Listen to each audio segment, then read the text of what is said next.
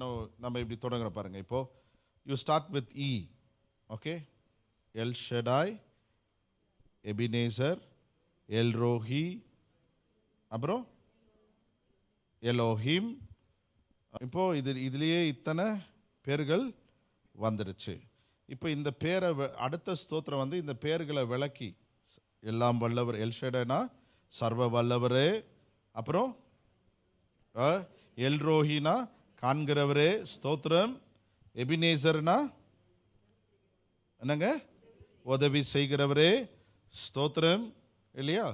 அப்போ இந்த பேர்களுக்கு அது விளக்கம் வந்துடுச்சு. அப்போ ஒரு சங்கீதத்தை இப்போ ஞாபகம் வருது. ஆவியானவர் உங்களுக்கு ஒரு சங்கீதத்தை கொண்டு வருகிறார். ஒரு 136வது சங்கீதம். ஒருவராய் பெரிய அதிசயங்களை செய்கிறவரே ஸ்தோத்திரம், என் தாழ்வில் என்னை நினைத்தவரை ஸ்தோத்திரம்.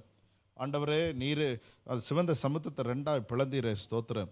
இப்போ நீங்கள் ஏறக்குறைய என்ன ஆயிட்டீங்க? இஸ்ரேல் ஜனன் மத்தியில் போயிட்டீங்க. வனாந்திரத்தில் என்னை நடக்க வைத்தீங்களே ஸ்தோத்திரம். என்னுடைய ஆண்டவரே, ஆடைகள் பழுது போகாமல், காலடிகள் தேய்ந்து போகாமல் காத்தீரே ஸ்தோத்திரம். இரவும் பகலும் மேகஸ்தம்பமா அக்கினி ஸ்தம்பமா எங்களோடு கூட வந்தீரே ஸ்தோத்திரம். கற்பாறையிலேருந்து கண்மலையிலேருந்து தண்ணீரை கொண்டு வந்தீரே ஸ்தோத்திரம்.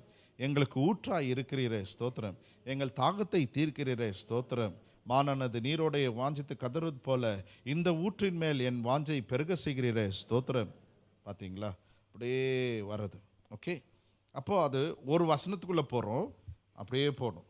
அதுக்கப்புறம் எல்லாம் முழு பைபிளை திறந்து வச்சு வசனமாக வச்சு அப்படியே ப்ரேயர் பண்ணிவிட்டு 4 hours நான்-ஸ்டாப் ப்ரைஸ் அது அது அப்படியே ஒரு 2 hour மேலே போயிடுச்சுன்னா அடுத்தது நாங்கள் வந்து we are not in earth. ஏன் அது 3வது வானம்னு சொல்லுது இல்லை? அது 3வது வானத்தில் I just got up with a man with a 3rd heaven.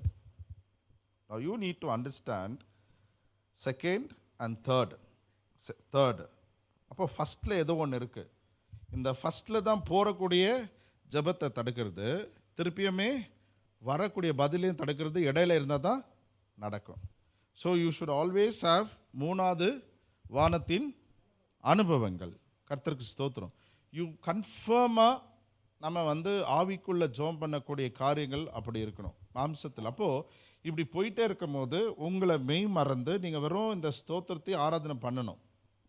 Forgetting about home, forgetting about watts happening, மற்ற வேலை, சிந்தனை, சுற்றில் இருக்கக்கூடிய காரியம் எல்லாமே மறந்து நீங்கள் ஆண்டவரை துதிச்சிங்கன்னா முழு மனதோடு முழு இருதயத்தோடுன்ற வார்த்தை அங்கே நிறைவேறிடும்.